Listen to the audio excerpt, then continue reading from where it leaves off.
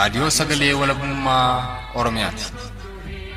Raadiyoon sagalee walabummaa Oromiyaa akeeka qabsoo kan saba Oromoo bilisaaf biyya Oromoo walab sirna dimokiraasii faqaan bulu deebisanii gadi dhaabuuf godhamu deeggara. Akeeka qabsoo kana babal'isuufis hojjeta. Birmadummaan Oromoo dafqa dhiigaaf lafee ilmaan Oromoon dhugooma jedhee amana. Dhaggeeffattoota isaas wareegama qaalii kanaaf kakaasuuf carraaqa. Kun raadiyoo sagalee walabummaa Oromiyaati.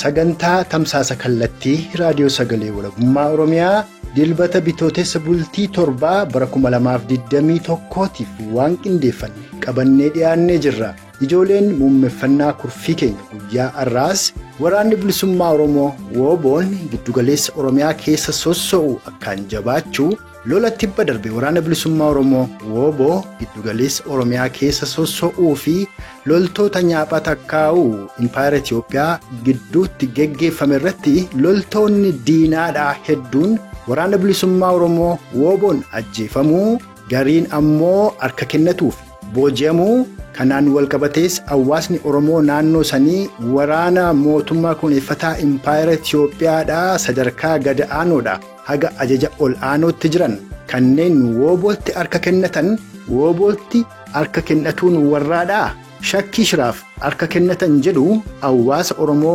naannoo sanii keessatti dhalchuu irrattis yaada Oromticha giddugaleessa Oromiyaa tokkorraa arganne kan isaniif dhiyeessinu ta'a.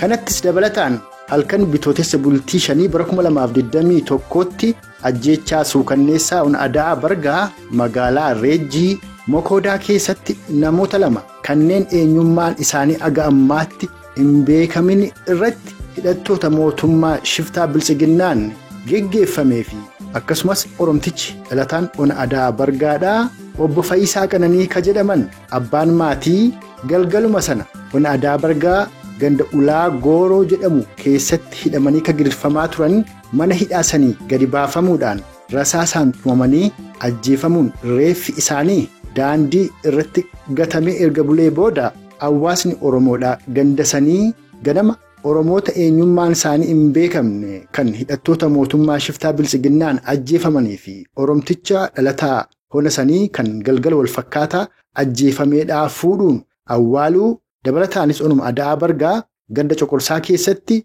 dargaggoon Oromoo Shantamee Alamuu jedhamu guyyaa adii rasaasaan reebamee ajjeefamuu dargaggoon Oromoo Girmaa Baqqalaa jedhamu ammoo ganda Haroo Booraa keessatti ajjeefamuu fi magaalaa Mugar keessattis shamarreen Oromoo shamarree Qananii Cammaraa jedhamtu loltoota mootummaa kuneeffataa Impaayera Itiyoophiyaan rasaasaan reebamtee tibba darbe ajjeefamuu dhageenyee sanas qulleeffatuuf gara Onaadaa Bargaatti bilbiluun odeessi guutuun Oromticha tokkorraa arganne sagantaa kana keessatti kan isiniif dhiyaatu ta'a.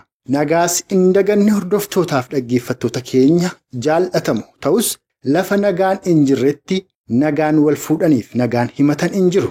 Achi dhufti aadaa Oromoodhaalleen waan akkanaa hin qabdu hin ayyamtullee ammoo akki dur alaamana firaa fiixaa biyyaa biyyee itti wal odeeffatan kan jaarraa kanaan wal adda waan taateefuu aadaadhuma adeemsa miidiyaa finnifidee guutuuf jecha isanii yooyyifanna. Hordoftootaaf dhaggeeffattoota raadiyoo sagalee walabummaa Oromiyaa jaallatamu baara fayyaa nageenyi sanbadhaadhaa kan nagaasan fuudhana xiiqii dhugaasaati.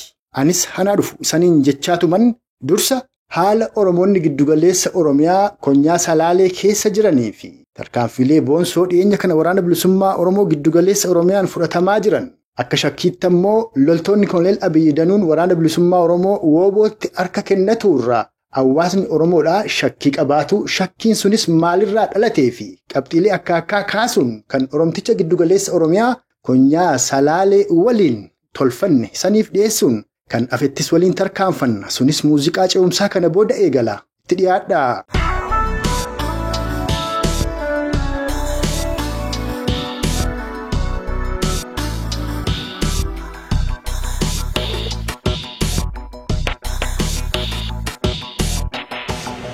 dhiyeenya kana kadhagaamu miseensonni raayyaa ittisa biyyaa mootummaa koloneeffataa Impaayera Itiyoophiyaa kun hedduun isaanii waraana bilisummaa Oromoo bootti harka kennatuutu himama. Walumaa gala waraana bilisummaa Oromoodhaa kan giddugaleessa Oromiyaa keessa socho'utti jechuu kooti.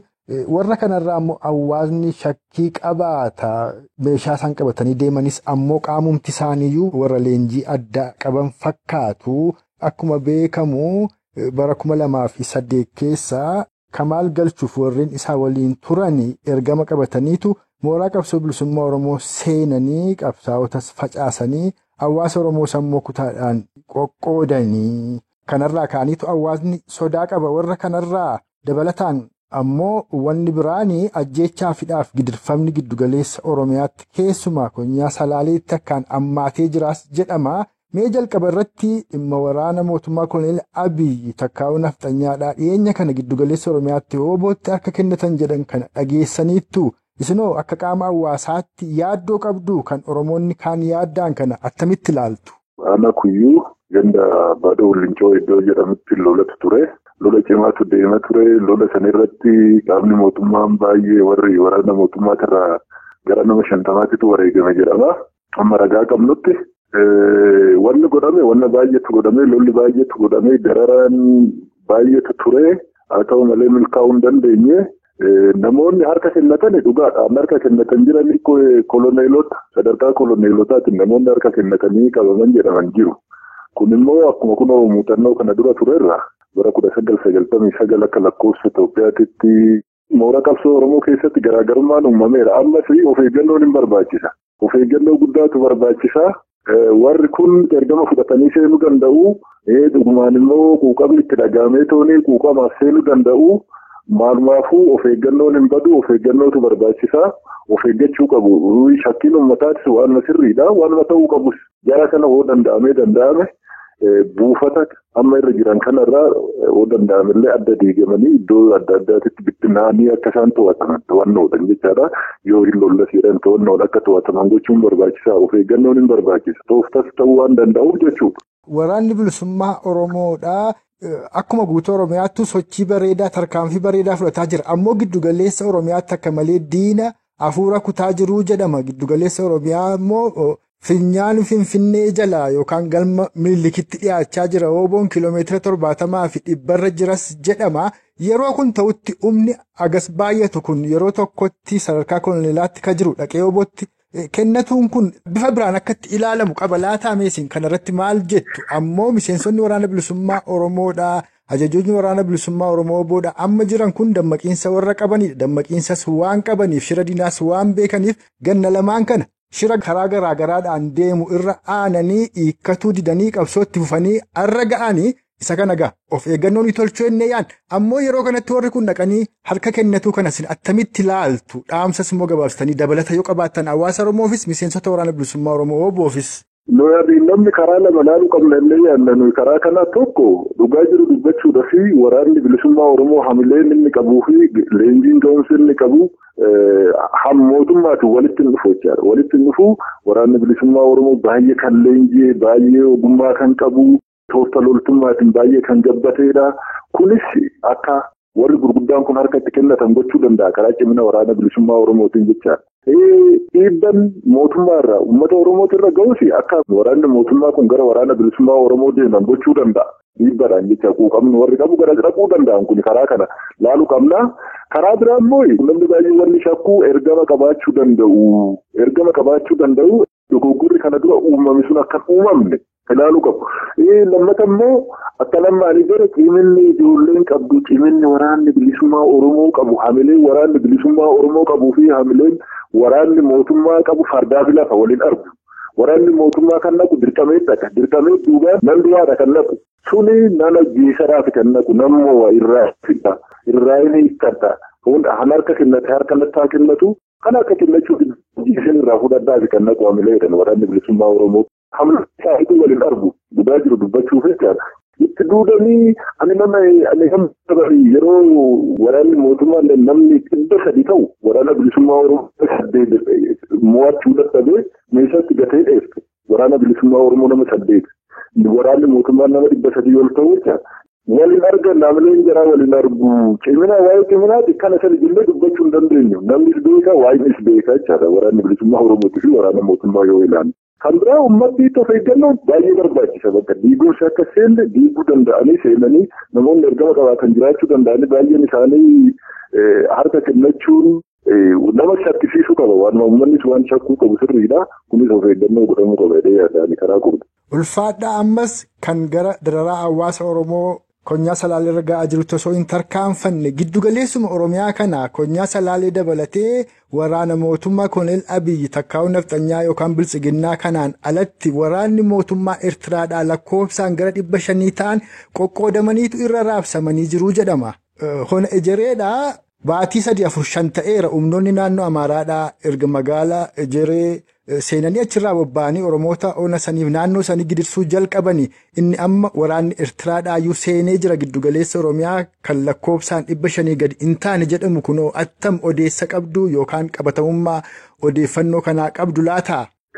Kun waan jiru bara kana qofaa miti amma waraana naannoo Amaaraa waraana humna addaa yuunifoormii raayyaa ittisa biyyaatti waraana bilisummaa Oromootitti bobbaasuun kun waan jiru waraanni Eertiraatis yuunifoormii waraana raayyaa ittisa Itoophiyaatti uffisanii as fidanii lolchiisu waan hin goone hin qabanii hin danda'an garuu kanas godhaa jiranii waraanni Eertiraatis dhufeera hirameetoonii garajabinaan rukutuu danda'u waraana humna addaa poolisii humna addaa Oromiyaa kana hin dandeenye osoo leenjii addaa kennanii fi birrii addaa kennanii fi ajjeesa jiranii ijoolleen biyyeetoonni garas galaa jirti.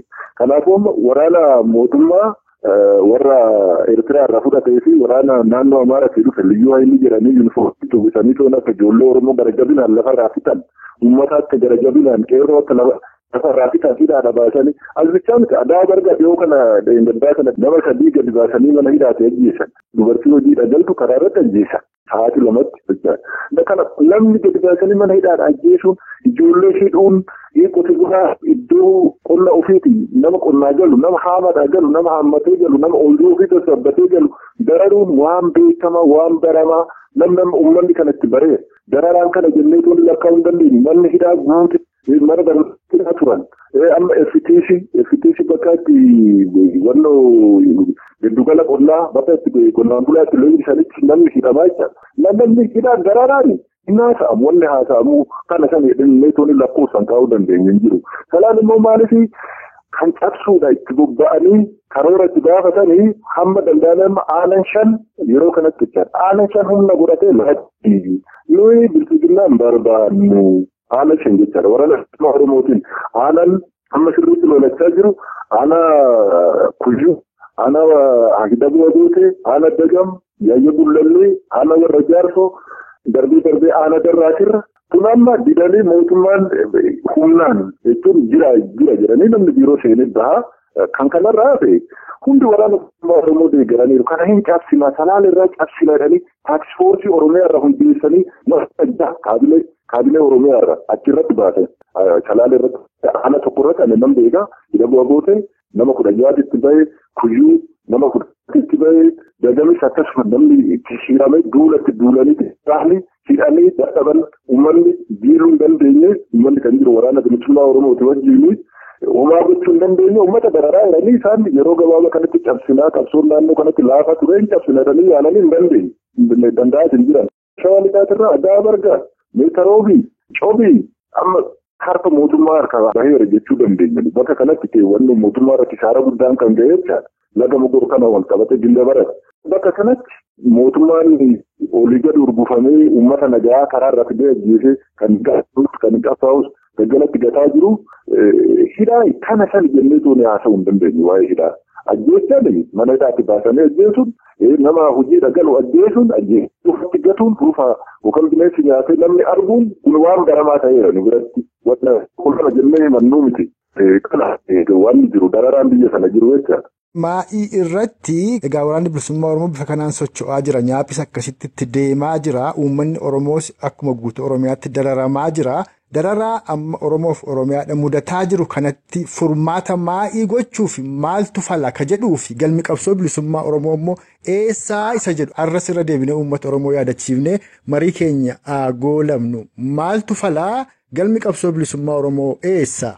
Waa'ee falaatti osoo dhumne haalli kan jiru waraana bilisummaa Oromoo kana cimsanii mo'atanii biyya ofii biyya walaba ta'e Oromiyaa biyya of dandeetti biyya walaba ta'e uumuudha. Wanni biraan jiru qeerroo qabnaa wanni amma nu barbaachisu nyaata galaa kennuu fi meeshaa itti dhuu kana gochuu qaba uummanni Oromoo ofirraa qabu. Awwaaluu maddii dhaabbachuu furmaanni biraan jiru haala yeroo jaarsaa haala yeroo namni tokko gadi ba'ee namni gamni tokko gadi ba'ee nama Oromoodha kaatee biyya Itoophiyaa kana diimokiraatessinaa impaayera kana diimokiraatessinaa kun hojjechuu hin danda'u dhaabuu qaba uummanni keenya. Kaayyoo qabaa kaayyoon ganamaa maalinni gadi taa'anii kan nu ga'an Taaddasaa Birruufaa Elemoo Qilxuufaa Baarotumsaa faan Laggasaa Waddiifaan kan itti wareegaman. Kaayyoon galmi qabsoo bilisummaa Oromoo eessa kan jedhu isaaniiru daandiin isaanii maalinni Oromiyaa walaba uumuu. Oromiyaa walaba uumuu maal gochuu qabna daandiin nu baasu waa'een dhimma diimokiraasiidhaa dhimma filannoodhaa hin hojjetu.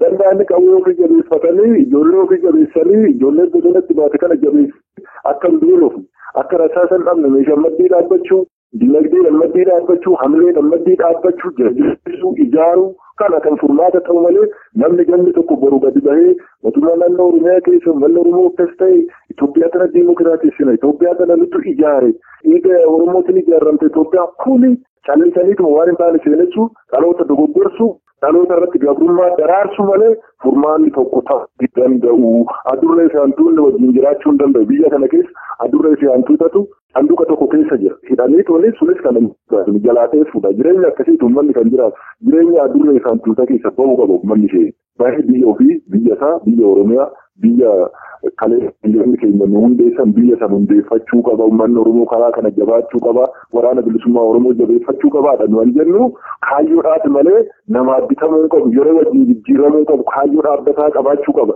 Galmi qabsoo bilisummaa Oromoo kana jedhamee ganama kaawwamee waan ijoolleen keenya aangoo qabatteef yookaan immoo nu keessa namni afaan Oromoo dubbatu yookaan gadi ba'ee afaan gaarii waan dubbateef impaayera kana diimokiraasii goone keessa jiraannan kun dogoggora dhaabbachuu qaba jenneetiin kan amannu kan tokkotti kanatti amanaa jechaadha.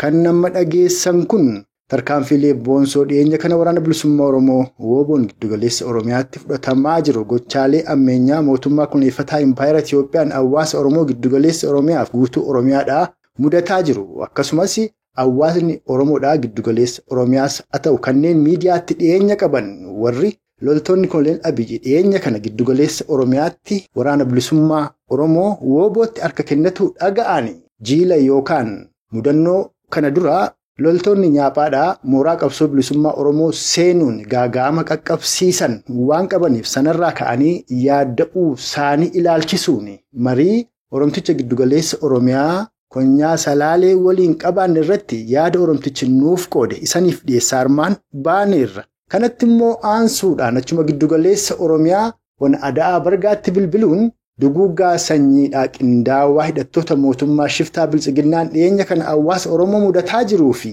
adeemsaa fi galma qabsoo bilisummaa Oromoo irratti marii bal'aa Oromticha giddugaleessa Oromiyaa wana Ada'aa Bargaa waliin qabaannetu saniif dhiyaata. Innis muuziqaa ce'umsaa kana booda eegalammas turtiin keessan agamaa'ii kurfii keenyaatti nu faanaa ta'uun afeerraa keenya.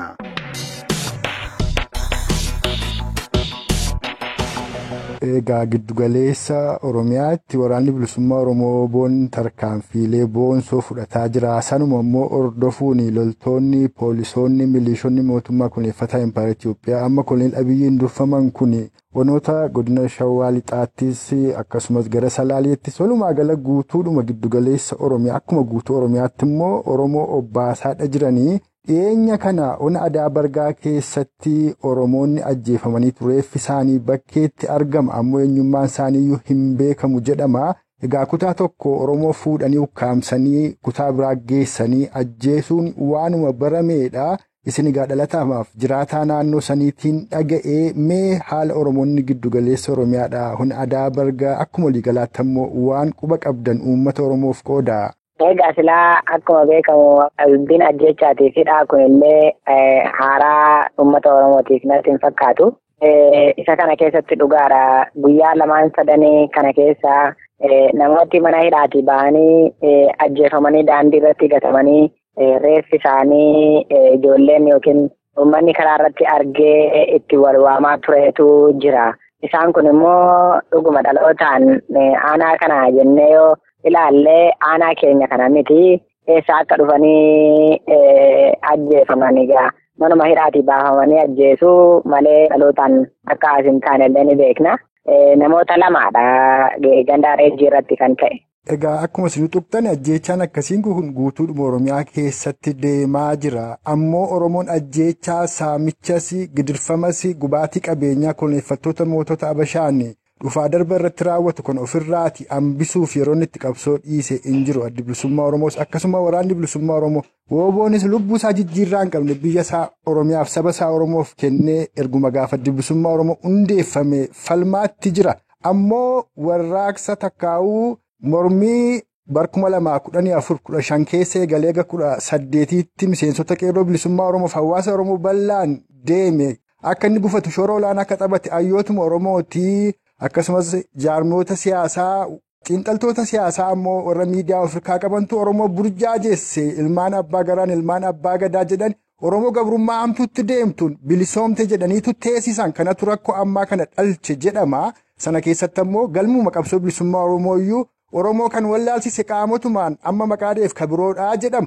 Rakkoon akkasii kun deebi'ee akka hin dhufneef sila Oromoon maal gochuu qaba? Galmi qabsoo bilisummaa Oromoo eessa achi ga'uuf sila maaltu godhamuu qabaa jettu sin akka nama Oromoo keessa jiruutti rakkoo amma Oromoo mudataa jirus akka nama qooddataa jiruutti. Egaa dhugaadhaa Oromoon rakkoo isaa kana himaa yeroo hundayyuu rakkoo kana haasaa akkasin ta'ee kana hanqatee kanan barbaadaa jedha malee akkaataa itti rakkoo isaa kana furatu irratti wal ta'ee wal faana ka'u irratti hanqina guddaa qaba. Bilisummaan hawwinaa ni jaallannaa ni feenas akkaataa itti bilisummaan dhuftu garuu dhuguma daandii sanarra ni jirraa yoo jenne anumaa qabee waan irra jiru natti hin fakkaatu. Fakkeenyaaf sababni nuti duunuuf sababa adda bilisummaa Oromoo yookiin waraana bilisummaa Oromoo deeggarruuf osoo hin taane an sababuma Oromoo taanee dhalanne qofaaf ta'ee natti mul'achaa jira. Maaliif jennaan har'a warri manni irratti gubataa jiru warri hidhamaa jiran warri ajjeefamaa jiran baay'een isaanii waan waraanaayyuu quban qaban waan dhaaba kanaayyuu quban qaban hin beekan.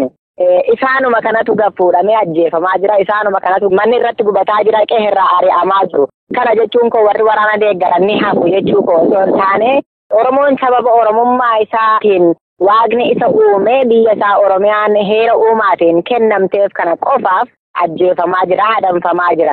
Isa kanaaf immoo tokkoof tokko uummanni Oromoo kallattii xiyyaarfanuurra jiruun iyyuu waan qabuun, waan danda'uun, ogummaa qabuun, dinagdee qabuun, humna qabuun maraan waraana isaa bira dhaabbatee bara baraan gadduurra baruma tokko gaddee yoo kana keessa dabarre furmaata ta'a jennee yaanna malee baranas boonyee bara garis bo'aa taa'uun kun boo'ichi addaanuuf ta'ee jira. Isa kanaafuu boo'icha kana bara baraan bahurra bara tokko wal faana kaanee baruma tokko ofirraa yoo kaafne dirga keenya hawwinu sanaa ni arganna isa jedhutti tokkoof tokko uummanni Oromoo guutuun iyyuu waraana isaa faana hidhatee yookiinis waraana isaa maaltu si hanqate maaltu si barbaachisa jedhee gaafatee itti dhiyaatee ta'aa jira wanni kun haa ta'u garuu akka Oromiyaa guutuutti iyyuu goleelee xiqqoo yookiin ganda xiqqoo waraanni keessa hin seennellee yoo jiraate waraana ofitti hawwatee yookiin simatee fudhatee bilisummaa isaatiif tokkoof tokko adda waraanaa fuuldura dhaabbatee biyya isaa kabachiifachuun waan ayyaama qaama biraa yookiin nama biraa isa gaafachiisu natti hin fakkaatu. Filannoo maal jedhanii uummata gurraa wannoo godhan kana afaan faajjessan kun illee hin barbaachisu. Filannoo osoo hin taane Oromoon kan mirga isaa isaaf kabachiisu tokkoof tokko hidhannoo isaa jabeeffachuudhaan isiniin jedha. Dhugaadha Oromoo kan barbaachisu filannoo osoo hin taane hidhannoodha. Yeroo garaagaraatti miseensonni waraana bilisummaa Oromoo ajajoonni waraana bilisummaa Oromoodhaas akkan ofiis dubbisetti miidiyaa garaagaraa irratti yeroo isaan dubbatan akkan dhaga'utti galmi qabsoo bilisummaa Oromoodhaa bilisummaa Oromoo dhugoomsuu walabummaa Oromiyaa mirkaneessuuf mootummaa birmadoo Oromoof Oromiyaadhaa gadi dhaabuudha yeroo isaan jedhan dhageenya. Dhugaan kun akkuma jirutti ta'ee egaa miseensonni qeerroo bilisummaa Oromoof hawaasni Oromoo dammaqees yaada kana ni qooddata dhugaadha saddi bilisummaa Oromoos kanuma qabatee hundeeffame. Ammoo yeroo garaagaraatti yeroo waa'ee Impaayera Itoophiyaa dimookiraatessuu namoonni agoon dubbatan dhageenya. Kanaaf mee egaa waraanni bilisummaa Oromoo boonni walabummaaf qabsoofnaa erga jedhee hawaasni Oromoo dammaqees erga akkas jedhee miseensonni qeerroo bilisummaa Oromoos erga kana dubbataa jiraatani isin maal jettu galmi qabsoo bilisummaa Oromoo eessa kan isin amma Oromoof filannoo osoo hin taane hidhannootu furmaata fidaaf jettan Oromiyaa walaboomsu moo Impaayera Itoophiyaa dimookiraatessuudhaaf amma kan qawween barbaachise kanarratti mee yaada keessan bal'isaan nuu qoodaa. Sababni isaas hawaasa Oromootu qaamota garaagaraan burjaaja'ee jira. Galma qabsoo bilisummaa Oromoo wallaaluun ammoo kachachala mooraa qabsoo bilisummaa Oromoo hawaasa Oromoo keessatti uumameef illee sababaa warra jedhantu jiraafan kana kaasa. Ilaa isa kanarratti Impaayerri silumayyuu utuu ni deemokiraatawaa ta'ee jeneraal yookiin jaal Taaddasaa Birruufaan jaal Baaroofaa wanti isaan rakkisu hin turre yeroo duraaniyyuu akka seenaa tokko dubbifnutti ani barataadhaa yeroo baay'ee kitaaba dubbisuun jaalladhaa. Isaanumtiyyuu silaa wanti isaan rakkiseen jirutu Impaayerri gara deemokiraasii yookiinis immoo gara bilisummaa dhuguma mirga sabootaatiif iddoo guddaa ni qabaata ta'e gootota Oromoo duraan kufan sana wanti isaan rakkisu hin turre. Impaayera jechuun silumaayyuu biyya afaan mataa isheetii qabdu tokko aadaa seenaa alaabaa mataa isheetii qabdu akkasumas daangaa mataa isheetii qabdu tokko ishee kabiraa waliin humnaan saboota garaagaraa aadaa mataa isaanii eenyummaa mataa isaanii qaban humnaan walitti fidanii cunqursanii afaan qawweetiin bulchuu jechuudha. Karaa biraatiin kolonii jechuun ni danda'ama. Isa kana humnaan walitti dhufee bulaa jira. Akkamittiin deemokiraatomti Itoophiyaan akkamittiin deemokiraata'uu dandeessire otuu uummanni sun fedhiidhaan yookiin gamtoomaan ta'ee wanni kun haa ta'u hin ta'a. Garuu humnaan walitti fide namichi Milinik suni gaafa qabsuu gaafa 19 duwwaa Impaayeratti labsatu sana biyyi yookiin sabni tolaan yookiin fedhiidhaan ofii isaatiin walitti dhufee Itoophiyaa biyya jedhamtu kana jalatti kufnaa ka jedhee fudhate hin jiru. Oromoos dabalatee uummatoota kibbaa akkasumas uummatoota yookiin sabaaf sablammiilee Impaayeratti keessa jiran akkuma waliigalaatti Oromoos taanaan calanqoof aanolee irratti diddaa kolonii kanaaf wareegamni guddaan kaffalamee jira. Inni jumlaadhaan bakka tokkotti haa jennu malee Oromoon sana asitti illee kaffalaa jira har'allee kaffalaa jira. Diddaa Impaayerummaa kanaaf borillee ni kaffala. Isa kanaafuu nuti kan jibbine waa'ee deemokiraata'uu yookiinis immoo waa'ee Itoophiyaan guddittii yookiinis waan biraa osoo hin taane kallattiidhaan nuti Oromoon sirna mataa isaatii kan ittiin wal bulchu qabaa. Ilaaf ilaamee ittiin wal hogganu qabaa. Isa sanaan Oromoon akka sirna gadaa isaatiitti deebi'ee biyya isaa Oromiyaa taatu sana akkuma waraanni bilisummaa Oromoo suniyyuu nuuf jecha bosonatti gubatu akkuma addi bilisummaa Oromoo nuuf jecha beela'ee dheebotu sana nullee qeerroon bilisummaa Oromoo isaan faana taanee kallattiidhaan waan malu hundayyuu haga wareegama lubbuutti kaffalaa jirra kaffalaa turre kaffaluudhaafis qophiidha.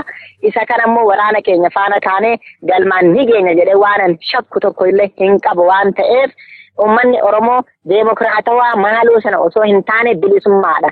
Jeneraal Taaddasee Birruus jaal Elemoonis jaal Eebbisaa Addunyaa afaanis kan isaan kufaniif Itoophiyaa deemokiraatessuu osoo hin taane Oromiyaa walaboomsuudha. Kanaafuu kaayyoo goototi Oromoo irratti kufan immoo galmaan gahuudhaaf warra waadaa nyaatu osoo hin taane warra waadaa galmaan gahuudha waan taaneef kanaaf warri afaan faajja'u warri bara kana jaarraa 21ffaa keessa dhaloota qubee kana keessa warri hin baratin warra ammayyuu Itoophiyaa deemokiraatomtetti amanu sichi isaan borillee hin baratan waan ta'eef warra akkasii wajjin ama'uun nun gaafatu amna dheeraa qabna daandii keenya dabaree itti fufuu qabna malee warra akkasii wajjin illee afaan faajja'uun hin barbaachisu hin jedhu. Hayyee dhugaadhumatti miseensa qeerroo bilisummaa Oromoo giddu galeessa Oromiyaa hunda Adaa Bargaadhaa gaaffiinsi gaafadhe irratti akkasumas immoo yaada dhaamsa dhimma egeree Oromoof Oromiyaa irratti adeemsa qabsoo bilisummaa Oromoo irratti karaa raadiyoo sagalee walabummaa Oromiyaa uummata Oromoo bal'aaf qooddeef guddoon si galatoomfadhaa dhuma irratti dhaamsa yookaan yaada na afetu jira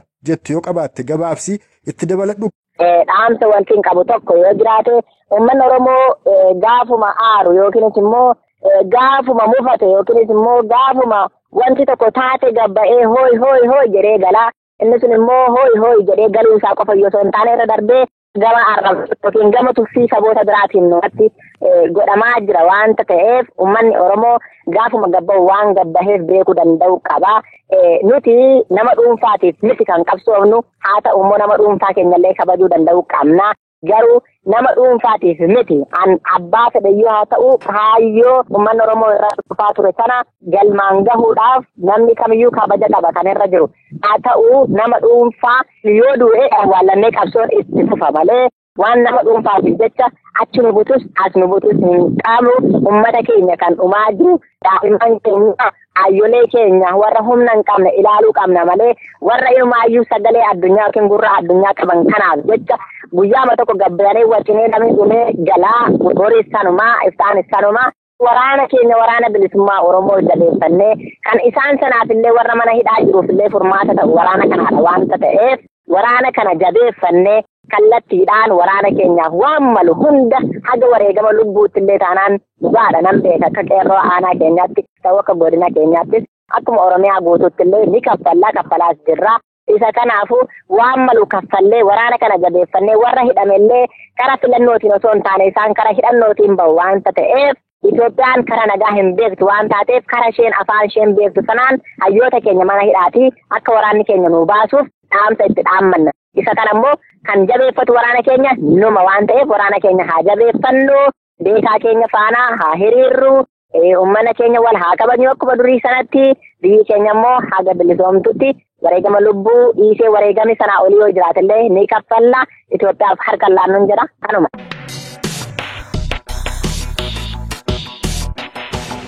Gaaruma hordoftootaaf dhaggeeffattoota keenya jaallatamu kan ammamaa isarratti sin dhageessifne dhimma duguuggaa sanyii qindaawaa giddugaleessa Oromiyaa ona Adaa Bargaa keessatti hidhattoota mootummaa shiftaa takkaa'u koloneeffataa Impaayera Itoophiyaan hawaasa Oromoo mudataa jiruu fi adeemsa qabsoo bilisummaa Oromoo sochii waraana bilisummaa Oromoo wooboo addatti galmi qabsoo bilisummaa Oromoo eessaa irratti yaada Oromticha ona Adaa Bargaa irraa arganne san dhageessifneedha. Isaan dhaggeeffattoonni keenyas turtii qaataa ilaa ammaatti nu faana qabaattaniif horaa bulaa saniin jechaa kan irraaf qindeeffanne armarratti obbaafneerra. Hanga sagantaa keenya yeroo taanu walitti deebinutti huumaan nama borii nu tolchinna.